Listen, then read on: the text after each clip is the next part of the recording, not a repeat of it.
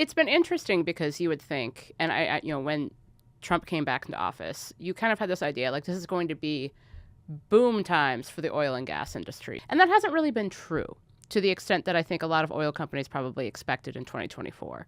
And now we're in the midst of a war with Iran that is pushing gas prices up because even with domestic production, there's only so much that the United States can do if the Strait of Hormuz is closed. But I think the wider thing I think everyone should be thinking about is why are we so reliant on oil? It seems like to me a worthwhile opportunity to be rethinking our relationship with big oil. Amen. And in fact, the reason we're still so reliant on oil and gas is because decades ago, big oil saw the writing on the wall. Hey, if we don't do something, there's going to be growing demands to transition to cleaner energy.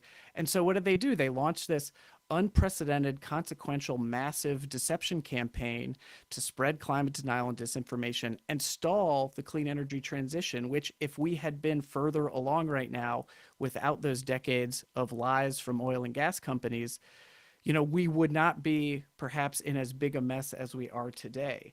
Now, climate damages are costing the United States somewhere in the neighborhood of $1 trillion a year. And all those costs right now are falling on taxpayers, while the companies that knowingly caused the problem, lied about it, and continue to deceive the public, right? They pretend, hey, we're actually part of the energy transition where they're not. They're still doubling down on fossil fuels.